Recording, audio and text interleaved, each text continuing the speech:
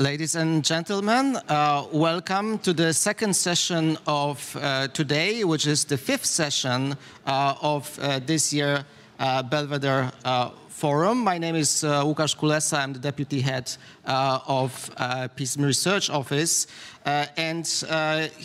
With the session title, you might ask the question what it is really all about, because it seems to be a little bit about everything. We'll try to narrow it down to bits and pieces, so don't worry about it. But indeed, there is a danger that this might be a session for foreign policy wonks talking to other foreign policy wonks. Hopefully not. Hopefully by the end of this session, you will all come to the conclusion that the issues that we are discussing actually have an impact, a direct impact or indirect impact on people in Poland, on people in the UK, and all over the world. Starting with some of the technical issues familiar to those who are already watching us or have been watching us since yesterday. To make this discussion as interactive as possible, we'll of course have exchange here in the panel. We'll also have Daniel Drake hopefully joining us from London. But I would also invite the virtual participants to post questions or comments to the chat function. And I'll bring these questions, these comments into the discussion, and also obviously give floor to the participants who are here in Warsaw. Now, we live in what the UK Integrated Review has very elegantly labeled the competitive age. Others use the terms like great power competition, great power conflict, an era of unpeace, or simply the end of the world as we know it. But at least for me, there is a sense that one age, one era is coming to a close in international relations, and something new is starting to emerge, or perhaps the contours have already emerged. A new world which is different and usually the analysts would say scarier than the one that we used to have. So, do we despair? Do we choose to ignore it? Do we fight back? Perhaps as a NATO alliance, as UK, as Poland. I mean, the starting point should be trying to understand as good as possible what is going on, to have a proper analysis of the developments. And in order to help us navigate this very easy waters, we have a great panel. I would start to my left, Alice Billon-Galland, research fellow at Chatham House Europe program. Then Robert Pszczel, senior fellow at the Pulaski Foundation. Justyna Szczudlik, deputy head of research and also head of the Asia Pacific program at the Polish Institute of International Affairs. And joining us from London and replacing Samantha Job, Daniel Drake, head of the joint MOD FCDO Euro-Atlantic Security Policy Unit. Hello, Daniel, and many thanks for stepping in at almost the last moment. We really appreciate it. Now, I did a little bit of the division of labor to make sure that we take the maximal advantage of the expertise of our guests. So I would like to start with Robert and asking you a question, surprise, surprise, about Russia. As diplomat, as Polish diplomat, as also a diplomat in NATO, you have dealt with Russia for many years. You had the pleasure slash displeasure to be in Moscow for a couple of years as the head of NATO Information Office. So no, the basic question is where are we with Russia? To what extent a threat challenge it is? And if you could only also bring into your intervention what is happening in the last days or weeks, including the Zapad exercises. So Robert, over to you. Thank you very much, Łukasz. Thank you very much for the organizers, friends. It's great to be here, and might as well confess to my connection to UK. I'm sort of partly a product of the British educational system. I went to a proper comprehensive, and then I went to LSE. And I met my wife, although she's Polish, in London. So there we go. Well, Russia, yes, there's a division of labor. So I mean, as Łukasz was telling us before, we have to be very concise and short, so leave time for discussions. I could say Russia is a very big country. It's been behaving very aggressively, and I don't particularly like Putin, but I do like Tchaikovsky. But I think you expect a bit more, so I'll continue. Let me actually start with a quote from, no, I'll get to that later. But I would divide, for obvious reasons, Russian policy and therefore the response of the international community, and I primarily mention, of course, NATO, where I worked for 20 years, and European Union, into two obvious, well-known phases. So the first phase, starting from actual dissolution of the Soviet Union, I mean, to use a famous German expression, Wandel durch Handel, which I think most people probably agree has not worked very well. I think the approach of NATO and EU could be described as, over 20 years as sort of Wandel durch Engagement. And, what I mean by this is that if you look, for example, at the EU agreement with the Russian Federation from 1997, it speaks about shared values and lots of other things. I mean, if you look at the Founding Act, concluded between NATO and Russia in 1999, and then even more perhaps about the summit communique from 2010 from Lisbon, NATO-Russia Council, where it's mentioned that both sides are striving towards strategic partnership.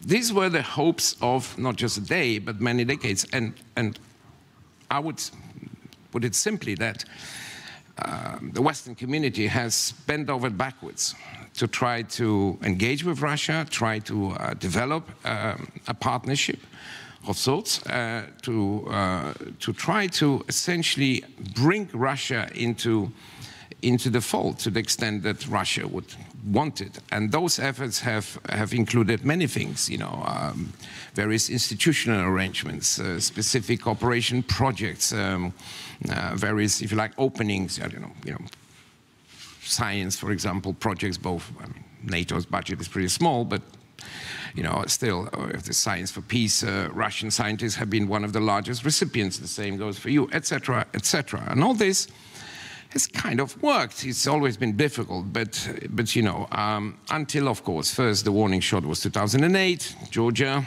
and still remains a problem.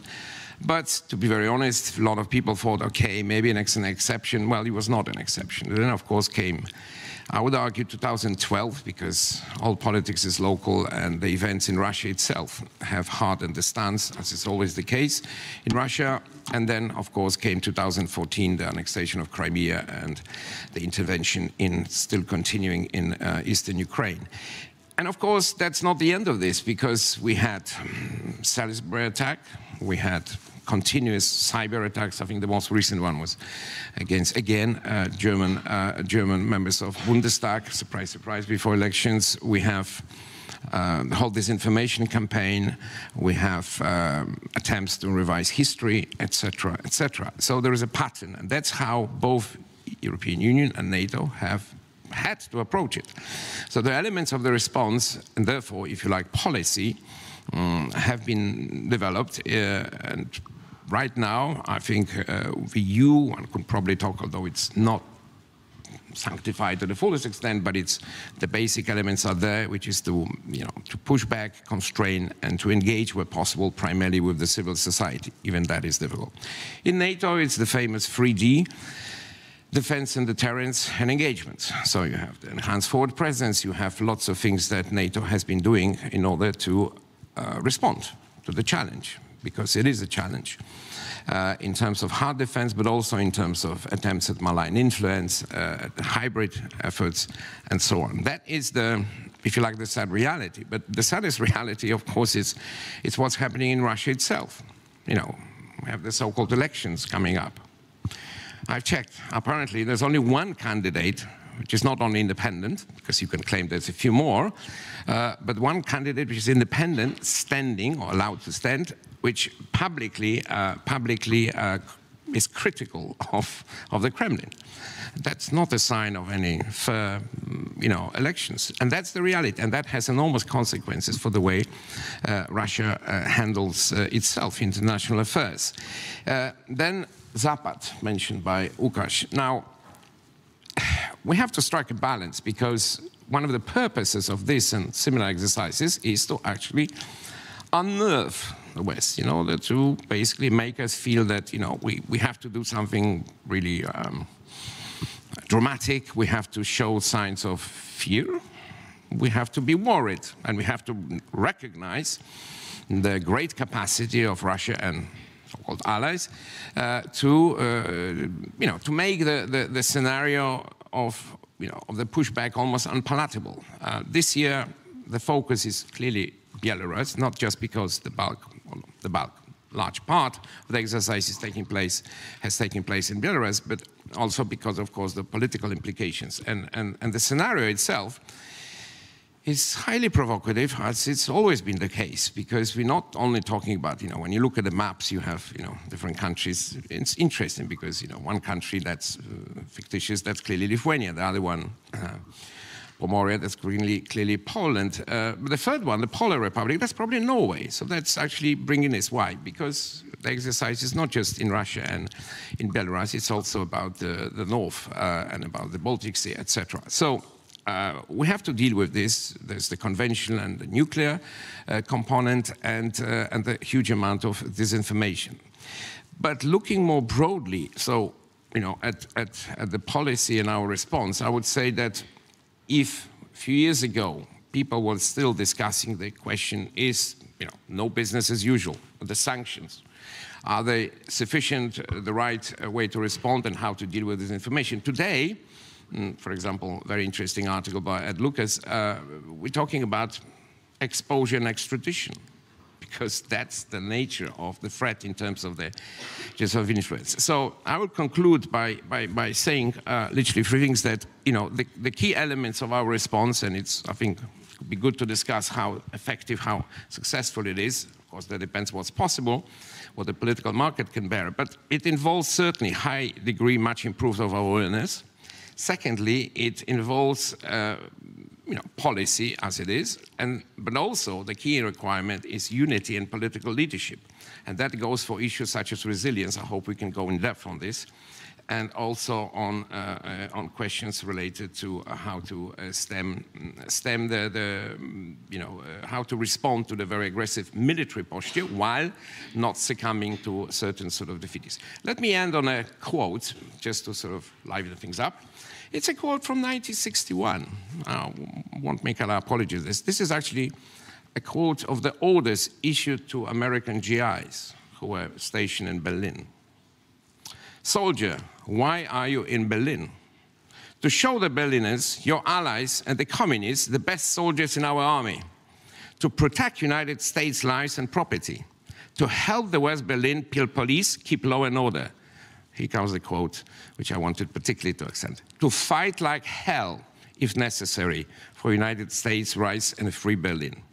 The point is here that I'm trying to make is that we need some of that, not necessarily in that sort of literary spirit, will and desire to be very forceful about our willingness to defend essentially our rights, our interests, and our principles. I'll end at this point. Thank you. Thank you very much. And we could perhaps broaden this quote not just to American GIs, but also to British Polish, French, and other soldiers, for example, those in the NATO enhanced and tailored forward presence. But we will come back, I'm sure, to some of these issues and themes that you raised later on. Now, let me move to Justyna. Justyna was an established China expert before it became fashionable. Because right now, almost everybody claims to be an expert on China, and everybody has something to say about China. But Justyna was doing that before it became fashionable.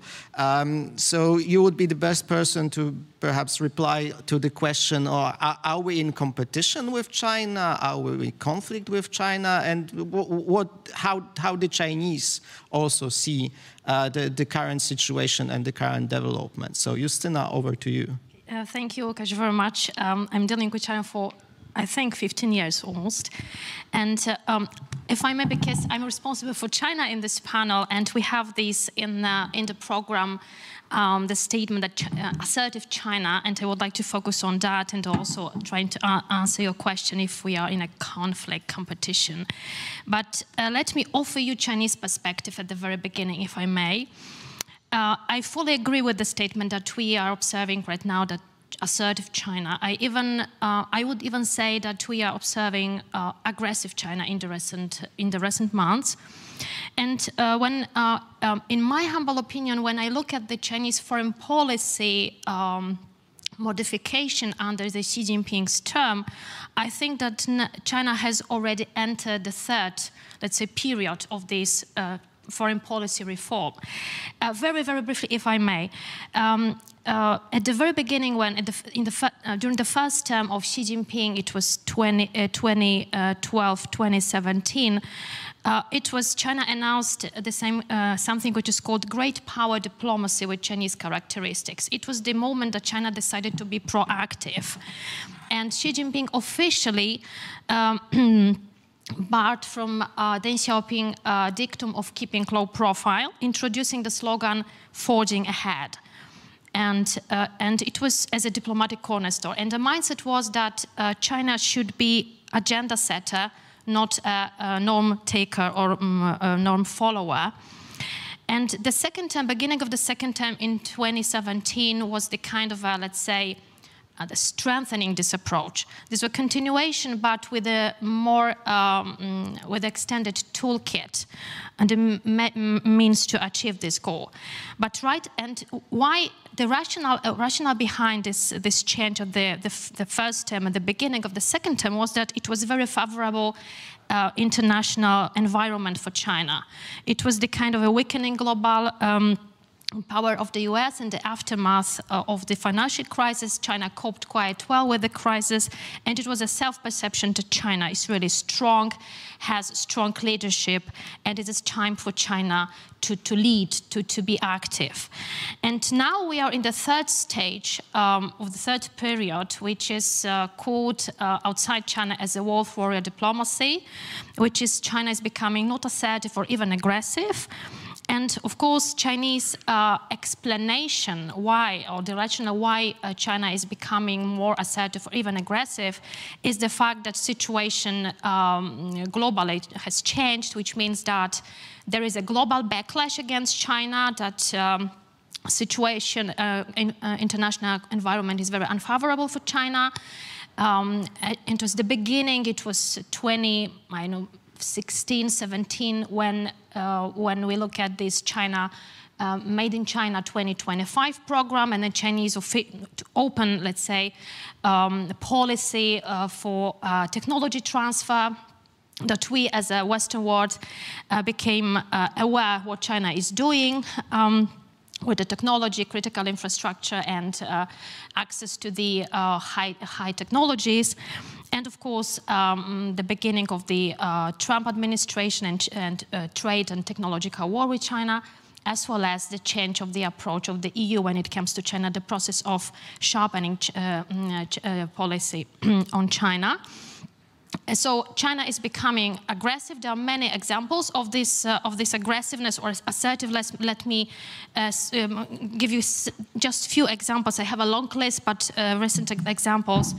It was mentioned by Mr. Pszczel about the disinformation by Russia. So China launched disinformation activities in Europe last year. It is a novelty for us because we are pretty accustomed to the Russian disinformation. It was Chinese disinformation activities about the COVID mostly. Also, the recent cyber attacks, some threats openly presented by Minister of Foreign Affairs Wang Yi, for example, last year in Europe, and he was here in Europe during the visit when he said that Czech will pay a heavy price because at that time there was a Czech delegation in Taiwan. Also, the recent story about Lithuania and the fact that Lithuania officially withdrew from 17+1 and would like to improve relations or strengthen ties with Taiwan. And articles in Global Times, which is a tabloid, but under the party control, with a really offensive quotations like crazy tiny country full of geopolitical fears, some hints that China, Russia, and Belarus should join hands against Lithuania. Also, when it comes to Taiwan, for example, some hints from expertise that China is changing its priorities from opposing independence to seeking unification, and extremely nationalistic speech delivered by Xi Jinping at the ceremony of the 100th anniversary of CPC, the Chinese Communist Party. There's quotation from Mao Zedong, for example, or one quotation, if I may: China will never allow any foreign forces to bully, oppress, and enslave, and anyone who wants to do so will hit the head of the wall built of Chinese people blood. So this is the examples what is Chinese assertive or even aggressive steps. And few words about the rationale, because I think the reasons. To be frank, I think that there is a domestic driven reasons, but because we are just before the very important event, which is the party congress, 20-party congress, that would be held in China in autumn next year. And of course, China is not a democratic country for sure, but there is a kind of let's say, Xi Jinping's campaign for extending his leadership to the third term. He will probably, if he became the leader of China for the third term, it will be some kind of a breaking the unwritten rule that chief of the Communist Party should retire after 2 terms. And it is a kind of like I know how to say, electoral campaign within the party, but also society. So I do not expect any, let's say, moderate Chinese approach internationally till the end of the next year, when Xi Jinping would like to secure this, the third term. So maybe just a few words about this, where we are, if I may, just a few words about our response to the Chinese, let's say, assertiveness or aggressiveness. Of course, we as a Western world, European Union, United States, we are aware what is going on, of course. And when it comes to the response, I think that we share the diagnosis that China is a challenge or even a threat. But of course, there is some differences in how to deal with this, let's say, Chinese challenge or even threat. The European Union is trying to still have contacts with China and keep channels open with China, and would like to use some instruments that are pretty, let's say, neutral, just to address some specific Chinese behavior. So the list of defensive measures that the EU is setting up is without naming China, when you look at this investment screening, due diligence mechanism, all these mechanisms, there are no any China word. Because we would like to have contacts, we have and maintain economic cooperation. The United States is trying to build a coalition against China. So in that sense, there is a kind of a different approach when it comes to our response to China. But we are just before the first meeting of the council. I was a technological council that was launched in June during the US-EU summit. And I think it's a very good step. We should look at the first meeting that will be at the end of this month in Pittsburgh, because there is a moment that maybe we could focus on some very important issues when it comes to China, just to mitigate this Chinese approach when it comes to technology transfer. And I do hope that we could coordinate our efforts and not to, let's say, double and doing different and approaching to China in a different directions. Thank you very much, Justyna. Through Moscow and Beijing, we traveled back to Europe. Perhaps two things, kind of full disclosure. One, that Alice is in fact French. And second, that we in fact worked together for a while at the European Leadership Network. So it's not the first time we meet and discuss European security and defense. But Alice, for you, a question about this European quest for strategic autonomy, in which the arguments about Russia, the arguments about China, also arguments about the United States feature a little bit. We just had the State of the Union address, and Ursula von der Leyen announced that there would be a summit of European defense next year with President Macron. We had all this noise after Afghanistan. This is the time for Europeans to get our fate into our own hands. So where we are, and what's your prediction? Will we make it this time? Thank you, Łukasz. That's a big question. And I think it's really interesting and telling that at a British-Polish forum, we're having a discussion about European strategic autonomy when Poland and the UK are two countries that are not only not associated with this concept, but fiercely opposed to it. So I think it says a lot about the discussions of these times and all the rhetoric coming from Brussels about the need for more strategic autonomy pretty much on everything at this stage. So I'd like to say a few words about the debate on European strategic autonomy. And I can use my French identity to do a bit of French-splaining, which is a big part of my work when it comes to European defense anyway. And then I'd like to say a few words about the sort of EU-NATO dichotomy, which I think is a false one, especially when it comes to operations outside of Europe, where I think the UK is actually growing sort of close to France in terms of sort of understanding and using minilateral formats rather than the big institutions.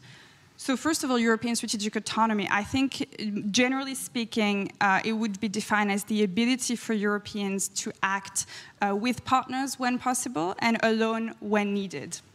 And in the field of security and defense, this has implications that are political, strategic, operational, and industrial. So we won't dive into all of these straight away, but just to say that this is sort of the big scope of that project. And the reason why for London and Warsaw this is a problem, I think, isn't just the title of the concept. Two things, European and autonomy.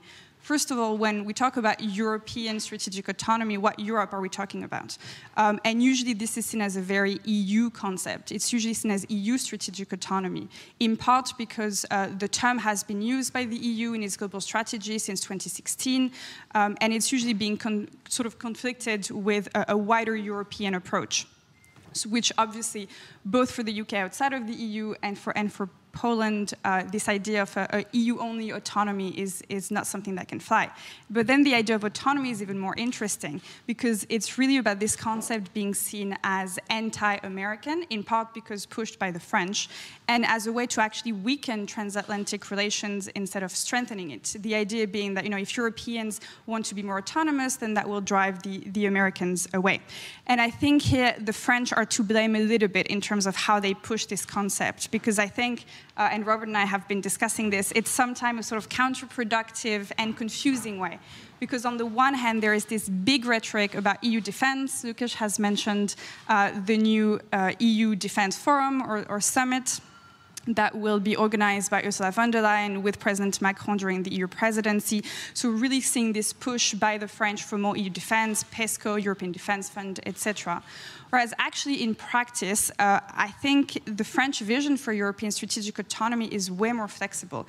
It's multi-forum, it's multi-format. And when the French talk about Europe de la Défense today, they're not talking just about the EU, they're talking about NATO, they're talking about bilateral relationship, minilateral formats, etc. In part also to be able to work with the UK, which is now outside of the EU. And I think that this core idea that Europeans should be able to do more and to rely less on the US, especially when it comes to the security of their neighborhood, and I think particularly in the South, is a diagnosis that, to me, the Brits have been getting closer to over the past years. And I think this needs to be highlighted, you know, despite Brexit and despite the recent UK-US New Atlantic Charter during the summer, which I think is a topic of discussion in itself, there has been discussions in Whitehall over the past years rethinking the transatlantic relationship and the UK-US angle in that. And I'm sure Daniel will cover that in a second. But my understanding is that, you know, even before Afghanistan, even before the Brexit deal was finalized, what you heard in London was this realization that it's no longer possible to rely only on the United States, especially in the European neighborhood. And something that the British Defense Secretary Ben Wallace said even before COVID, early 2020, was that the UK needed to diversify its partnerships and its assets. And this is something that is quite close to the French vision for European security and defense. And I think this is also where Poland and the UK are in slightly different position, because for Poland, the main #1 issue is obviously Russia, collective defense, the eastern flank. But for the UK, seeing itself as a sort of global power, and seeing European interest elsewhere around and beyond the European continent, the UK needs partner with whom to work in the Mediterranean, the Middle East, Africa, etc. Which, in a way, leads me to my second point, which is which partners can that be and in what format?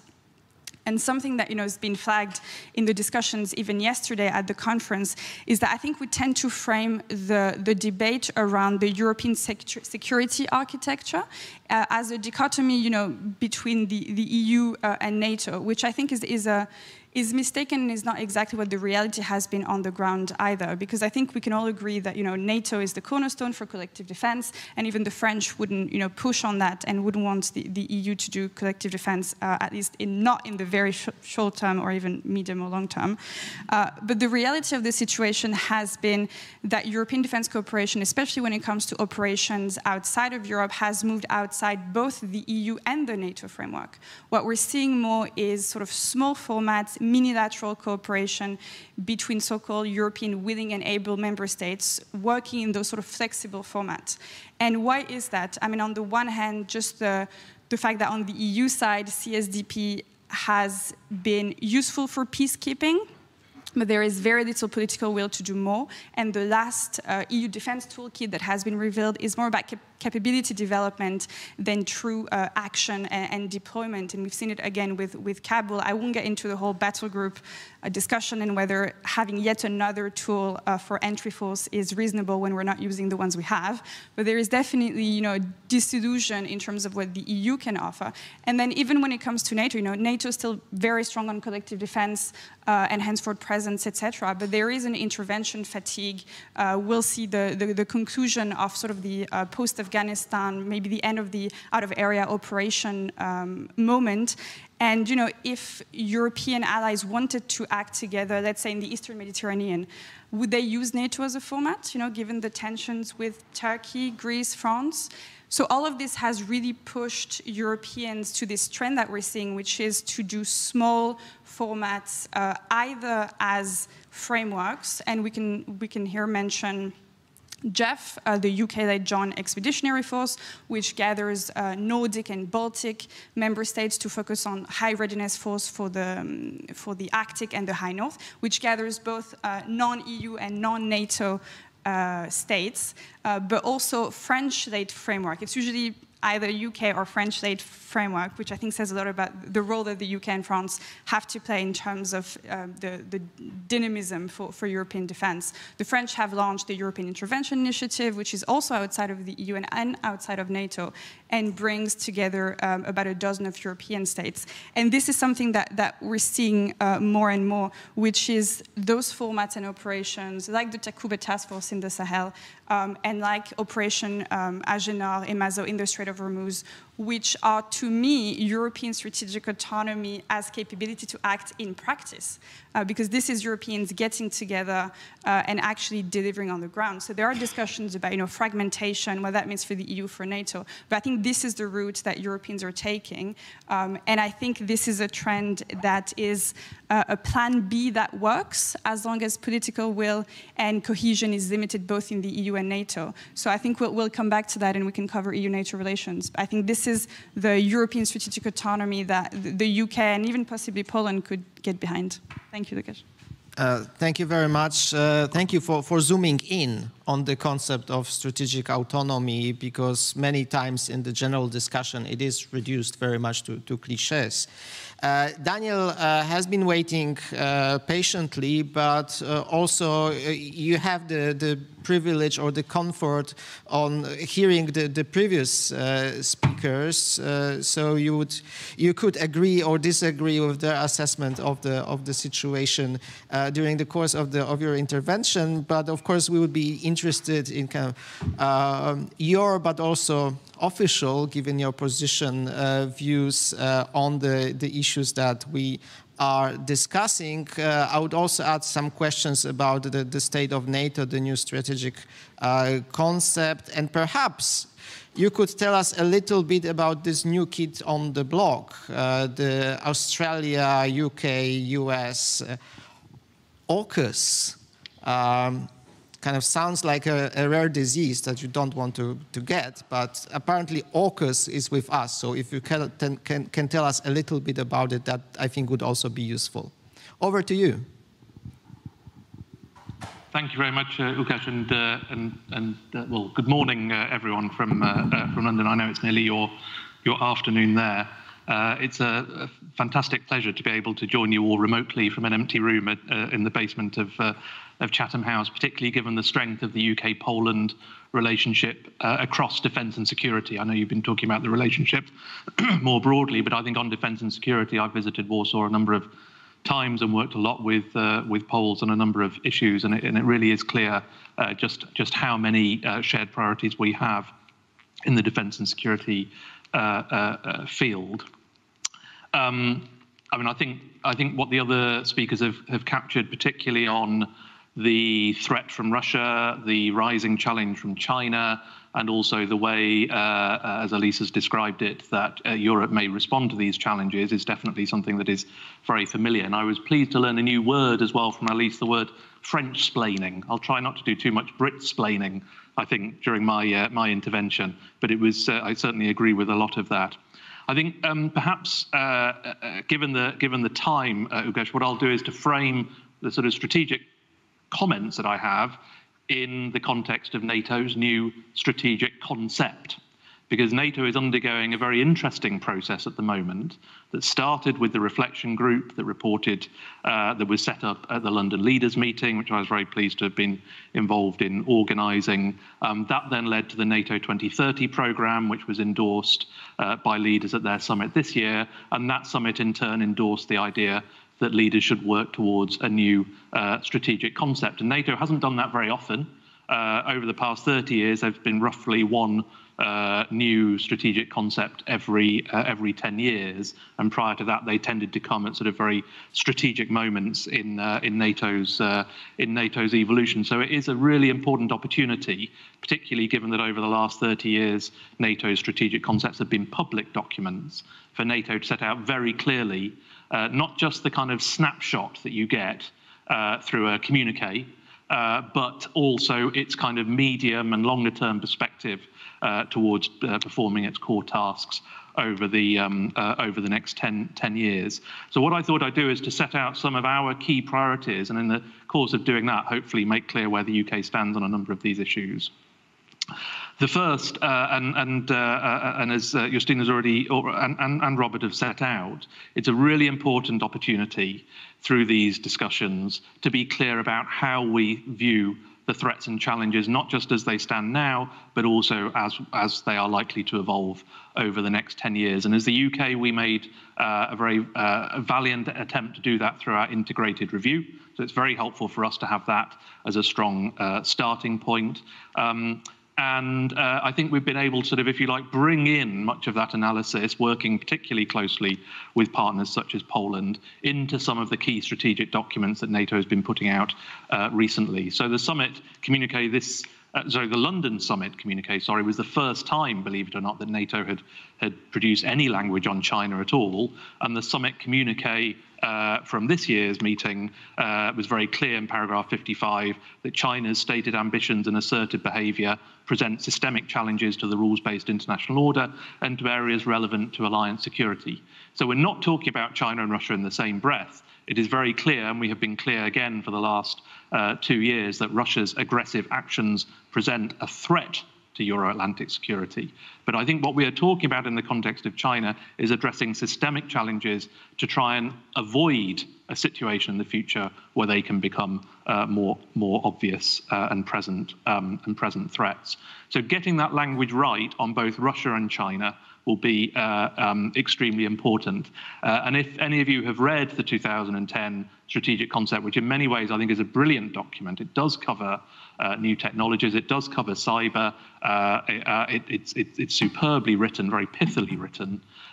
One area where I think, regrettably, as Justyna said, regrettably, the world has moved on is in assessing the threat from China. And believe it or not, the bulk of the language on Russia in the 2010 document comes under the third core task on cooperative security rather than under the others. So getting that balance on threats and challenges right in the new concept will be extremely important.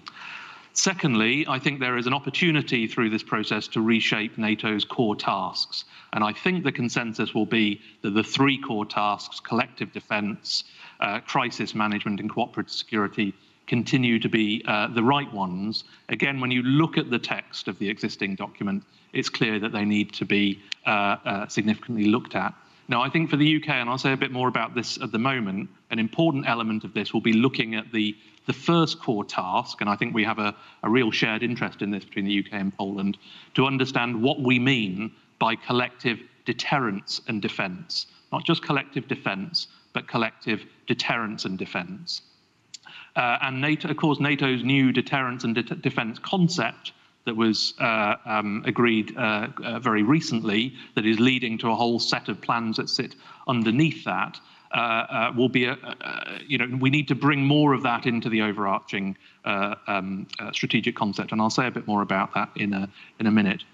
The crisis management core task, which obviously the last concept was developed at the very height of the Afghanistan intervention. Clearly, we are all going to want to learn the lessons of what happened with the Resolute Support mission, and we will also want to reflect, if you like, the strategic implications, not just of what's happened in Afghanistan, but some of the other core sort of conflict zones, if you like, around NATO's periphery. And I think, as other speakers have said, we're very clear that there is a real kind of arc of instability that spreads around Sakhar's area of operation, around the Euro-Atlantic area, and is absolutely right that NATO, under its 360-degree approach, looks very closely at those areas. But of course, what NATO may wish to do versus what other actors may wish to do is something that will be the subject of debate. But nonetheless, I think how we define that crisis management core task in light of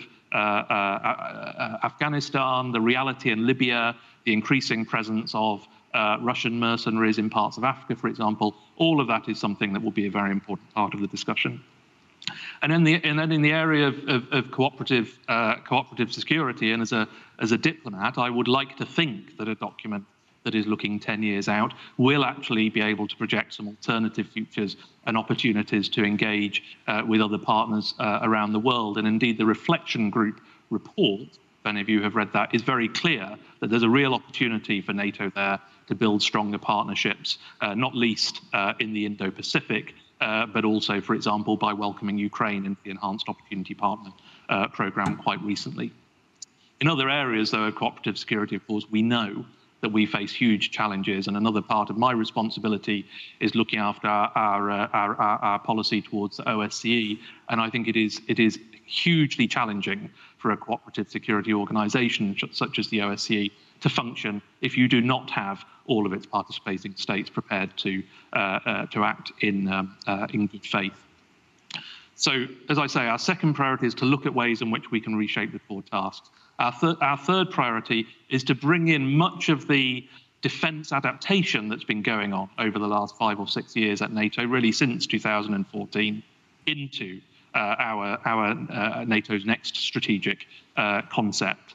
And that includes a focus on integrated deterrence that goes all the way from tackling the kind of disinformation that Justyna was talking about, all the way to the provision of our own continuous at-sea deterrence and the involvement of the other main nuclear powers. It's also really important that we reflect the work that NATO, as well as many of us individually, have been doing on emerging and disruptive technologies, where we see an important role for NATO reinforcing what we're all doing nationally.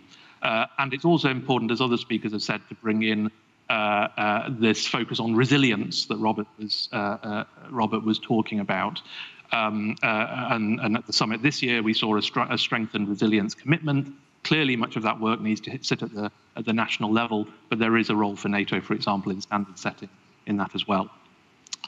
And then our fourth priority is on burden sharing. Now, there will need to be a kind of new sort of settlement, if you like, a sort of a refreshed look at what we mean by burden sharing. We remain very committed to the Defence Investment Pledge, and I know Poland does as well, as two countries that are committed to spending over 2% of GDP on defence. And I won't dwell too much on the NATO-EU relationship, because I think what Ali said was extremely relevant on that. Suffice to say, quite often when I give these talks, we have a chart up on the screen that shows all of those countries that are members of the EU and of NATO, who clearly have a single set of forces and will want to be very clear about what commitments they're signing up to in one organisation that may affect their commitments in the other. But it's also the reality that the majority of NATO's defence spending, the vast majority, comes from allies that sit outside of the European Union. When you look at those allies that were extremely active, for example, in the Afghanistan evacuation, they're countries such as Turkey, the US, the UK. These are countries that sit outside the European Union. So any kind of settlement, if you like, any new relationship or developing relationship between the EU and NATO has to reflect both of those realities. And then finally, under burden sharing, as Elisa said, a lot of the sort of dynamism in the way that we're pursuing our defence and security objectives can sit outside of those formal structures. So we have the Joint Expeditionary Force, we have V4+1, we have the Northern Group, and then you will have seen yesterday the announcement about the new defence partnership or expanded defence partnership between the UK, the US, and Australia. And just on that, Łukasz, I'm sure you will have followed the announcement last night. This is, the next phase in a very deep and long relationship between three like-minded countries. You will have seen that the first priority is for us to work together to help Australia develop nuclear-powered submarines. And actually, there'll be some further detail on that programme given to our Parliament later today. So I certainly would encourage you to look out for all of that. But I think the important point for this forum to bear in mind is that those kind of small groups and informal arrangements can reinforce the formal institutional relationships that we have through NATO and through the United Nations and so on. And that's something that we wish to continue to pursue.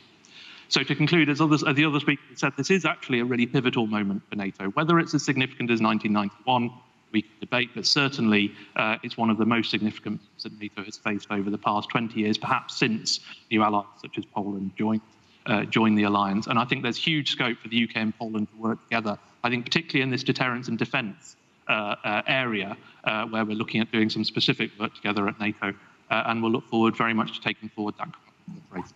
Thank you. Thank you very much for this list of tasks for the next strategic concept, and also for the Indo-Pacific bonus explanation. We'll pick up pace a little bit. So now, as we would be hearing questions and comments, I invite you to provide short and witty responses. And let me immediately start with the first one, which probably you might have expected, which is about the impact of the latest developments in Afghanistan to everything that you said in the first round. The fall of the Republic, return of the Emirates, the chaos and the tragedy of the evacuation. How does it affect, or does it affect at all, the analysis that you just produced? And I suggest we mix up a little bit. So let me start with Alice, then I'll come to Daniel. Sure. I've been thinking a bit, especially since I got to Warsaw, about the impact of Afghanistan, both on the UK and on Poland, and trying to see whether the two countries had sort of the same conclusions into how it affects them. And my understanding is that from a Polish position, it could be a positive thing to have sort of this end of the mission in Afghanistan, and potentially seeing the US refocus on other theaters of operation that it seems more crucial to its security. And I think it's about being clear that what happened in Afghanistan was just a very deliberate sort of US refocusing on, well, China, first of all, but that does not mean that the US is abandoning its commitment to European security, and especially the eastern flank either. So from my understanding is that from a Polish perspective, this could be a positive thing, sort of refocusing, especially refocusing NATO on the core mandate of collective security and defense, and sort of putting an end to the out-of-area operation period. And in terms of transatlantic relation, my reading is that I'm guessing Warsaw is more concerned about Nord Stream, about arms control, than about specifically what is going on in Afghanistan. And from a British perspective, I mean, as I've outlined, there was a huge reaction in the UK, also because of the involvement and, you know, the loss of so many British lives during the 20 years in Afghanistan. And there have been very lively discussions and debates in the House of Commons around this topic. But I think that beyond that, the discussions in Whitehall about the US-UK relationship had been ongoing for a long time, and I don't feel like this specifically will be a game changer. I think London had been rethinking its relationship with the US, which is absolutely crucial to its security and defense objectives, but also understanding that, you know, it needs to step up. And it was really interesting to hear British Defense Secretary Ben Wallace saying, you know, we tried to see if other European states wanted to stay involved, but, you know, obviously no one really wanted to stay there without the US. So for me, on the British side, we shouldn't sort of exaggerate this as a huge, you know, betrayal from the US, etc. I think no Europeans wanted to stay in Afghanistan without the US in any case. And it's just about US repositioning and refocusing on key strategies, which could be positive, at least for Poland when it comes to collective defense. Thank you very much. Now the view from Whitehall. Thank you.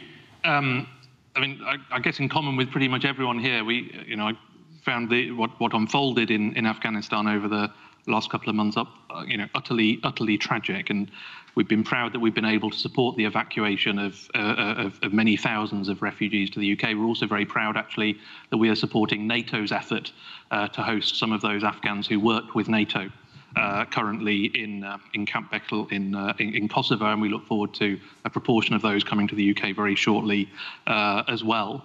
And given the sacrifices, I know many Polish soldiers, many British soldiers, and many other NATO allies lost personnel in Afghanistan, it clearly has been a source of huge sadness. I think it's still very early to look at learning lessons. There have, of course, over the 20 years been other processes to try and learn lessons at each stage, if you like, of NATO's presence in Afghanistan.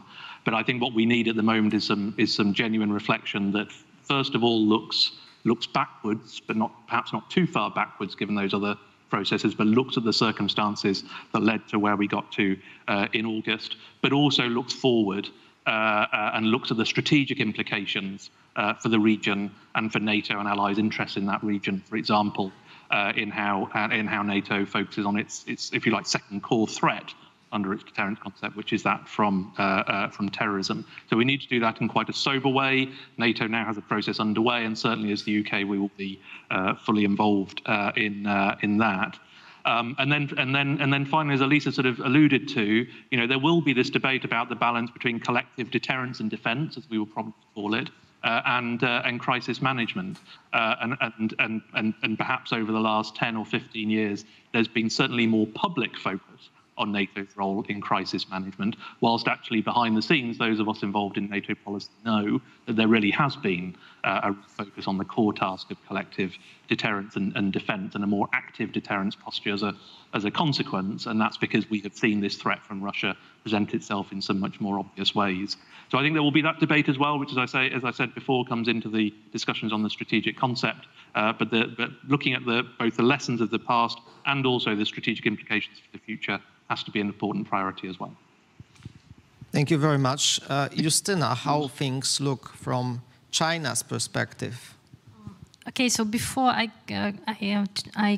would like to say a few words about the Chinese perspective on Afghanistan. One remark about strategic autonomy, because I would like to highlight the fact that China likes very much this notion, of course, because it is perceived as a chance to have some, to enhance some differences between United States and the EU. So there, in the recent months and weeks, there were pretty many articles written by Chinese experts about this strategic autonomy, with the appreciation that is a good step that the EU is trying to be more autonomous. About the Afghanistan and what it means for China, I would like to say that we could that there are two messages from China. One is which is official, and I think it's a kind of a disinformation, which means that China is very happy that with the fact that there was a withdrawal of US troops.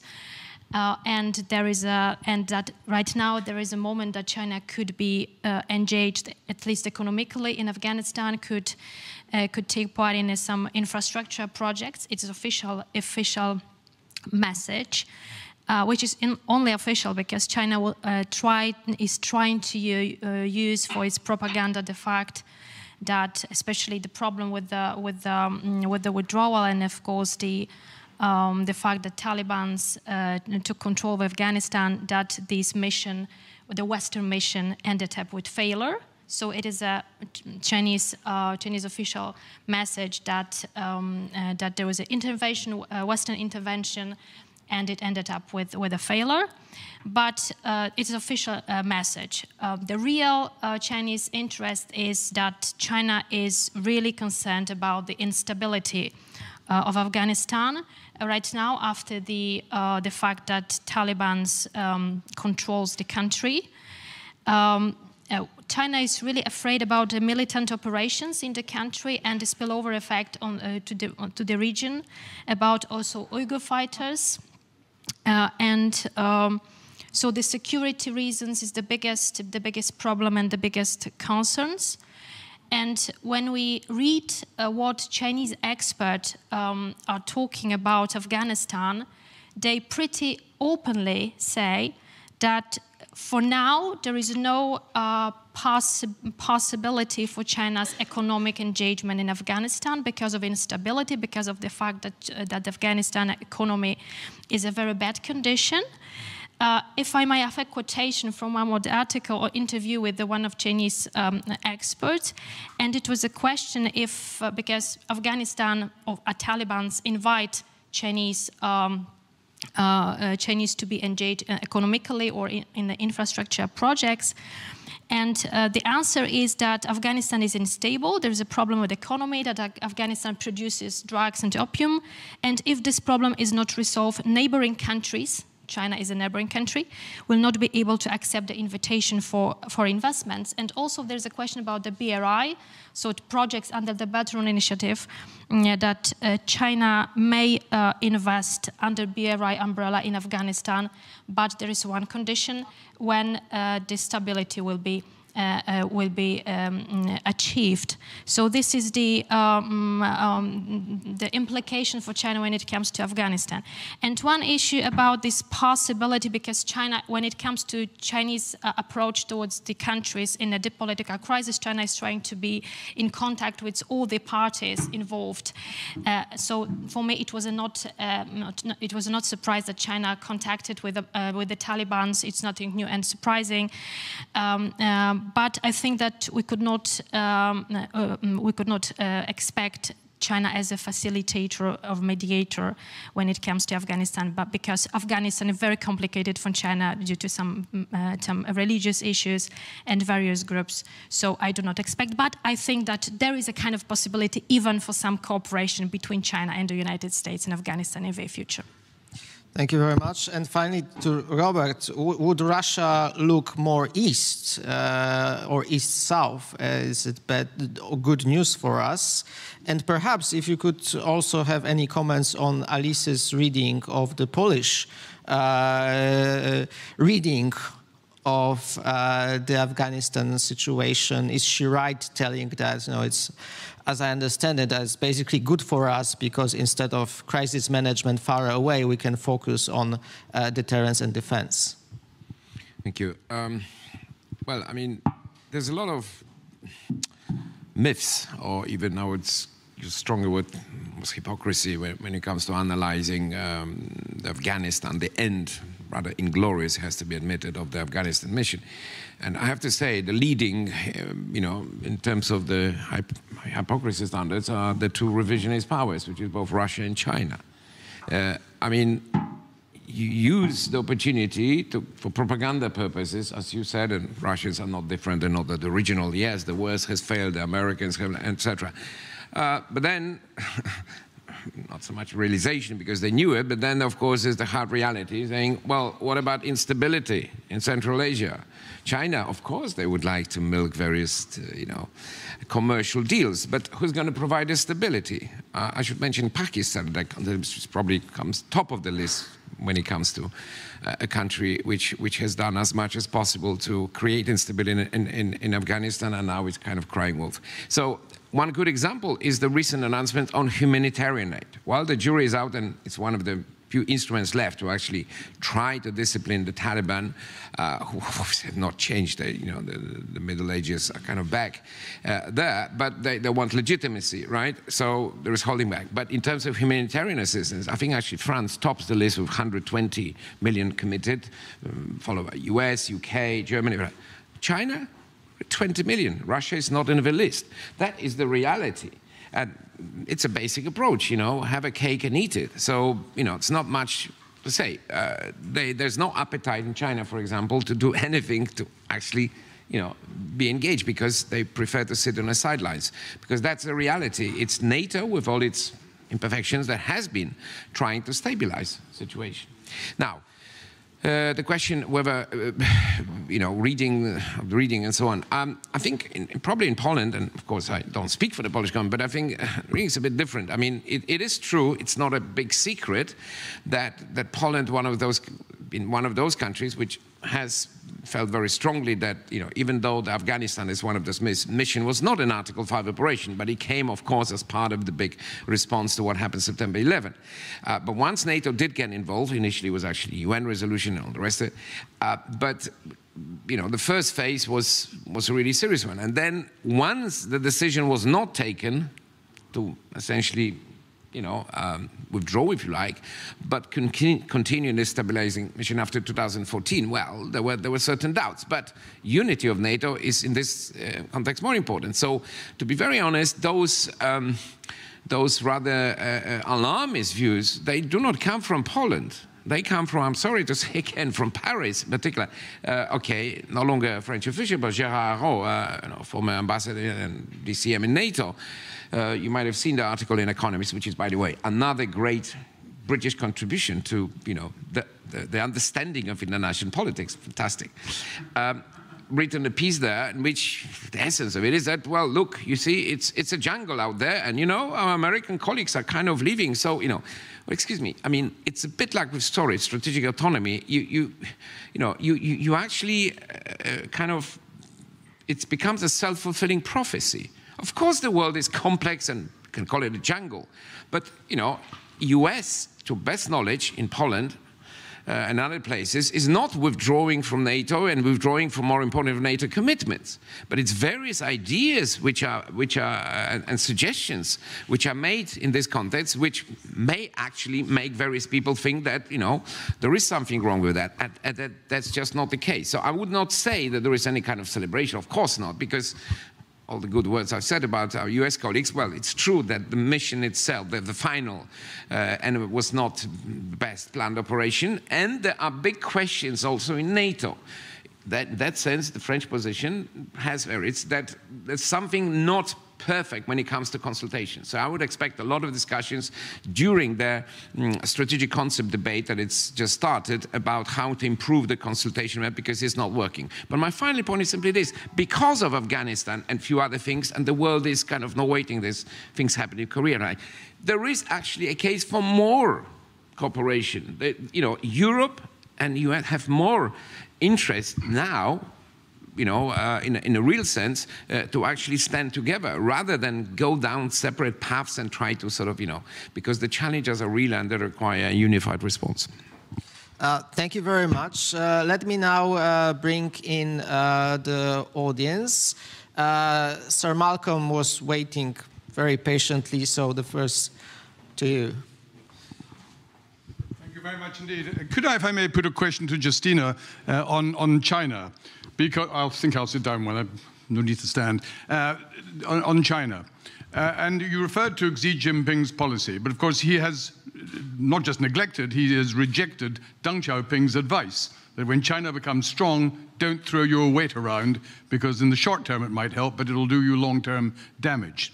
Now, is that not indeed exactly what has happened? That Xi Jinping is showing himself perhaps to be a very impressive tactician, but a lousy strategist when it comes to China's ultimate interests. And I'm not thinking just of America's reaction, or Europe's, or even Australia's.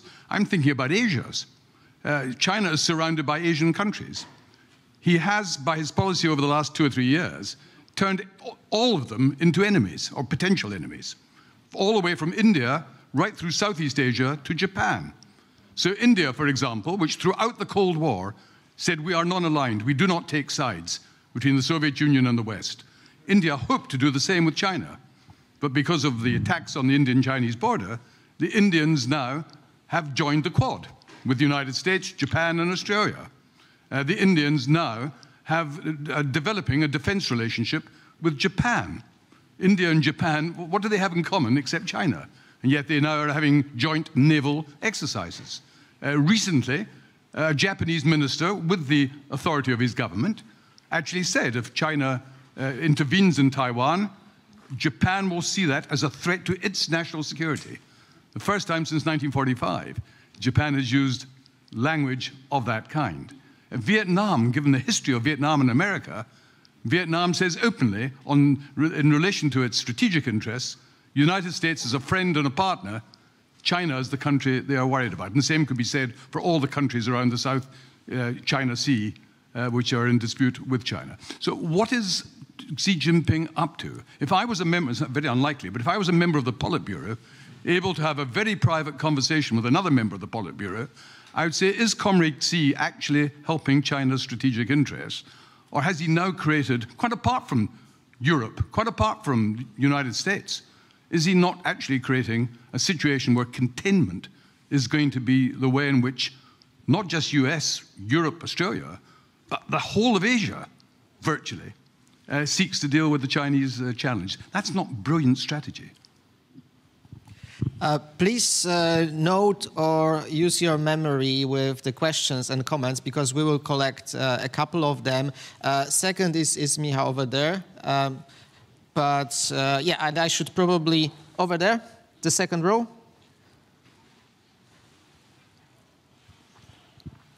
And please start with introducing yourself. Sure. Oh, it's working. Michał Baranowski, head of GMF Warsaw. Thank you very much for fantastic conversation and wonderful moderation by Łukasz. My question is also about China, but also about Russia. I wanted to use the presence of great China and Russia experts on the panel to help us understand their relationship a little bit better. Some people describe it as alliances. Some others describe it as, friends with benefits relationship, asymmetric one on that one. So if you could, briefly, Robert and Justyna, tell us how you see it from the Moscow and Beijing perspective, and then if I could maybe other members of the panel ask, what do we do about it? What do we do about it within NATO?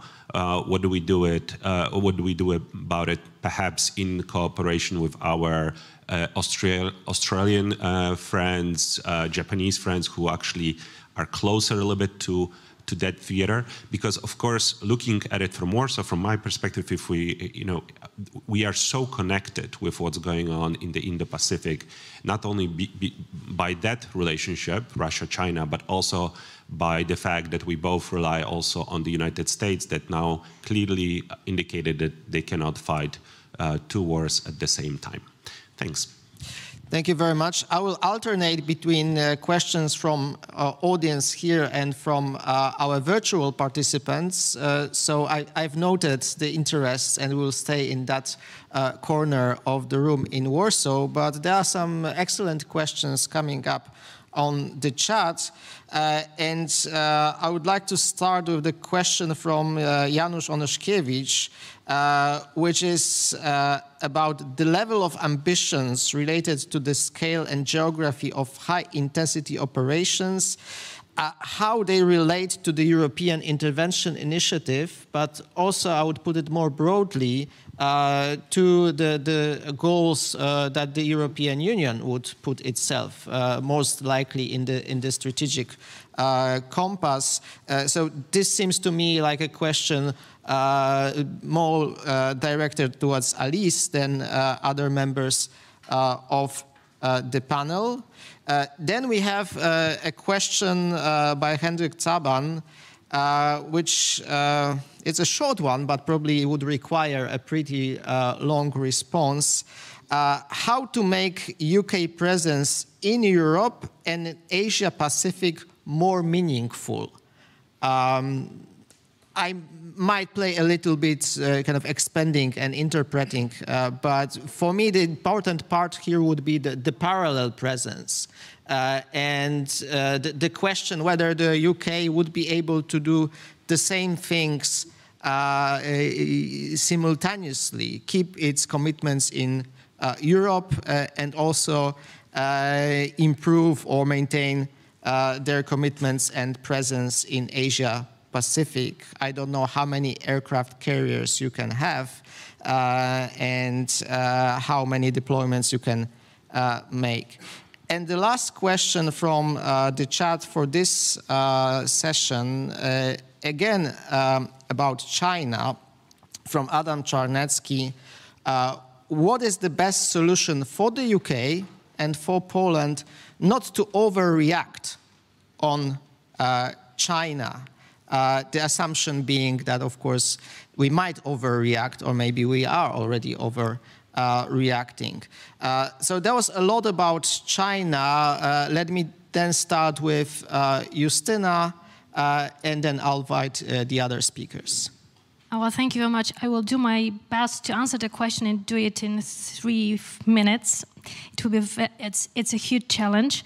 About the first question about what is behind Xi Jinping's strategy, having, as I understand your question, that having enemies all around Asia. Well, to be frank, I do not fully agree that Asian countries. I really openly. Talking that are openly against China. You mentioned India, you mentioned Vietnam, Japan, but I would like also look at the ASEAN countries, and they are pretty, let's say, the position towards China is like balancing. On the one hand, they are afraid of China, and China is perceived by this group as a, let's say, challenge. But on the other hand, they know that they are economically tied to China, and they are living in the same region. So, of course, they would like to have enhanced cooperation with, let's say, United States. But on the other hand, they would like to keep channels open with China. I think this is the ASEAN situation. I was told about this openly in Singapore 2 years ago, that there are many problems with China, but they should cooperate with China. So I think that we can look at this from two angles. Just to have some better cooperation with, let's say, United States, Japan, United States, to some extent against China, but on the other hand also keeps channels open and channels open with China, and it is, for example, the case of Republic of Korea. So I do not think that we could say that those countries are really trying to build blocks against China. So this is my short answer for this question. About this, the question about the how to not to overreact to China and this Polish response. To be frank, looking at the Polish approach towards China recently, in recent months, but also recent years, that we are pretty, let's say, cautious, or we know what is going on in China, but we would like to have contacts with China and the diplomatic and the political dialogue and so on. So the answer is that Poland goes, let's say, as so we are in the same. We are doing the same as the EU is doing. So we would like to have contacts with China. We do not want to alienate. But of course, we are pretty cautious when you look at this Polish, let's say, stance when it comes to Chinese investments. We would like to have Chinese investment, but we do not want Chinese credits and loans.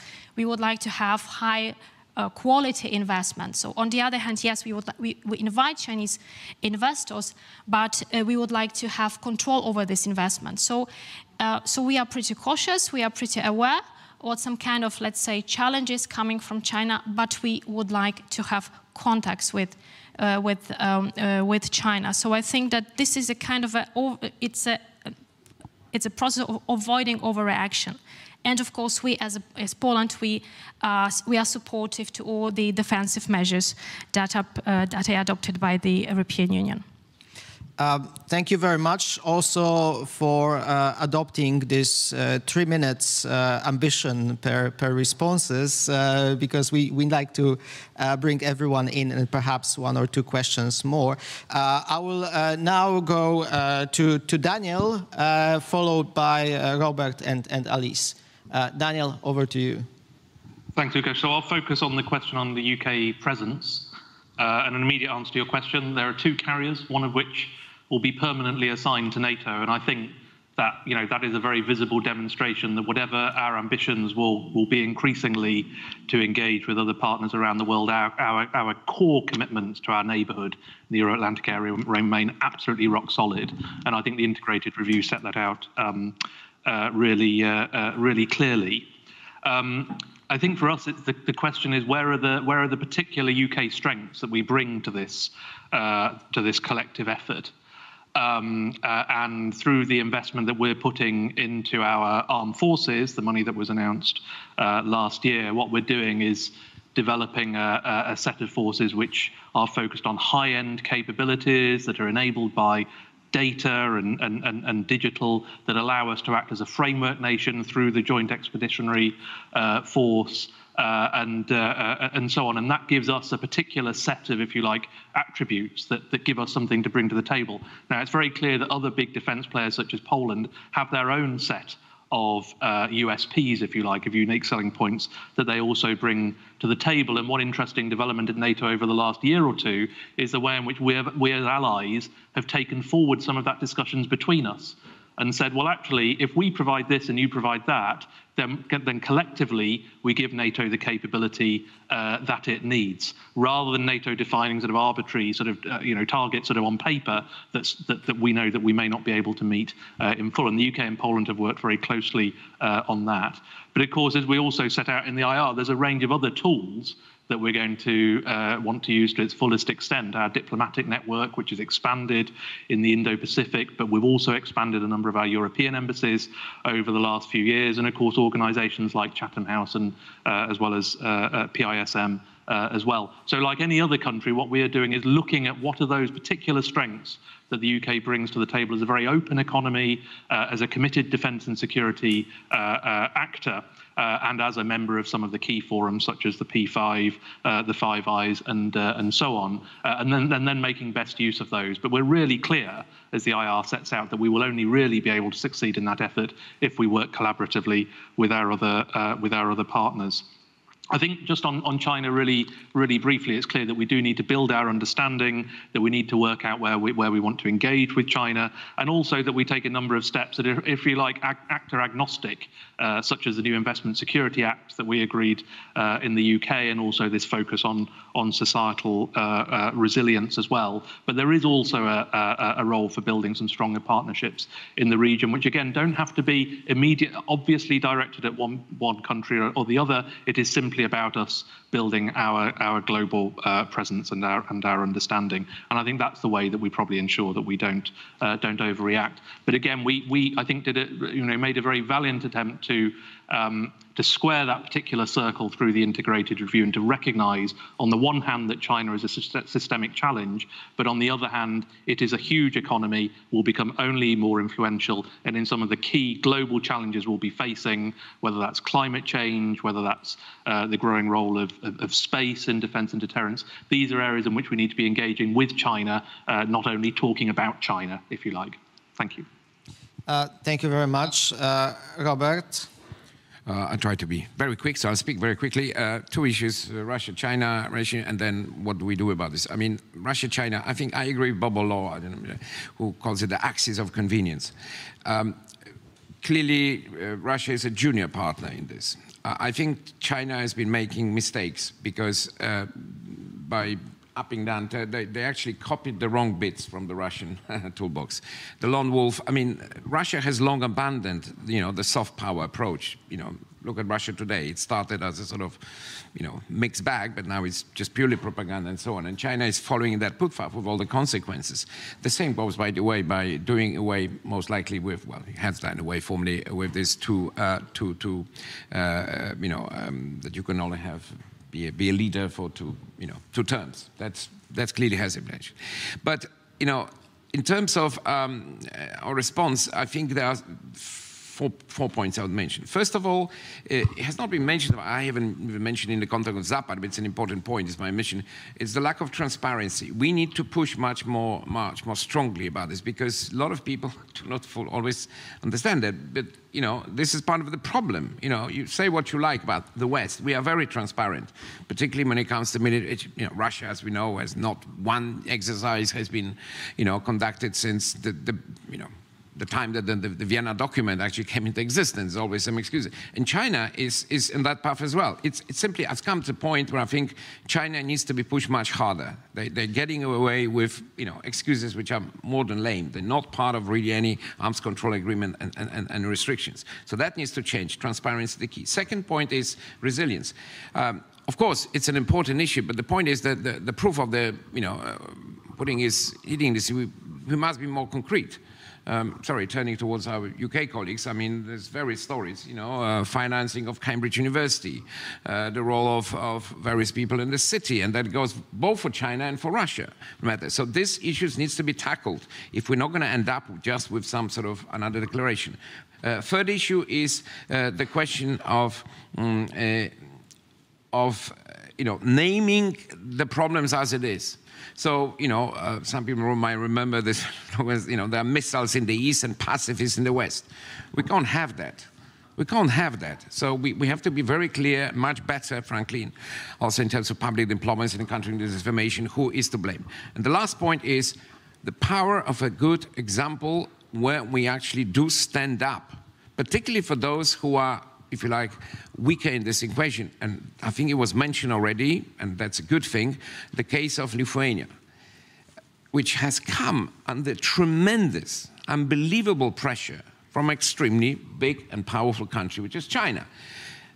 And it's fair to say that the EU could have provided Lithuania with a bit more support on this issue. There's still time, but it needs to be done right now, because if you see the revisionist powers, if they apply this sort of rather crude methods of pressure against the weaker, and they get away with this, that will only essentially incite them to do more in that score. So I think the power of the good example, when we unite and push back, will actually do wonders, irrespective of all the very important language that we hope to see in the European NATO strategic concept and the European compass. Thank you very much. Thank you very much. Alice, over to you. One question about the level of ambitions, but of course, if you would like to comment on any other parts, feel free to do that. I think for the sake of time, I'll just say a few words about the European Intervention Initiative question, because I think this is yet another good example of a good idea that was very badly branded from the beginning. Announced in like big fanfare by Macron during the Sorbonne speech. This new European Intervention Initiative, even just the word intervention got the Germans very nervous about joining, which they didn't really want to do anyway, because they saw it as competition with the EU, etc. But I think we need to be very clear about what the European Intervention Initiative is, which is basically an informal grouping of defense attaches in Paris, very light touch institutionalization, and they meet and they basically do scenario planning, and they discuss, okay, if a crisis happens there, who wants to be involved, who could do what, etc. So it's actually off the radar. It's very much at the working level, which is not at all how I think it has been framed at the beginning. And a big question that a lot of countries had before joining would be, to what extent is this just a French way of making us talk about the Sahel again? What's the ownership of this? Can we actually talk about something else than just the Sahel? And now what is working at the E2I is that there is a working group about the Caribbean, for instance, which goes back to the point about high intensity or not. Disaster relief in the Caribbean, led by the Netherlands. They're also talking Baltic security. They're talking Sahel, obviously. The idea is more to build strategic convergence in practice by having those defense attaché and those people from countries that France deems more willing and able than others to be active outside of Europe and outside of the European continent and talk to each other. So I think it's been, again, badly branded, but could be good and create strategic convergence, good for the EU and good for NATO. So I think I'll stop there. Thank you very much. I am under very strict orders to end this session on time. So sincere apologies for those of you who wanted to take the floor. And I suggest that you bring the questions or comments forward during the break and lunch. But right now, I would like to first of all thank our panelists here in Warsaw and Daniel in London. But as we are doing here a little bit of the rearrangement, the technical rearrangement, I'll keep you occupied and I'll keep you hopefully amused. So thank you very much to the panelists.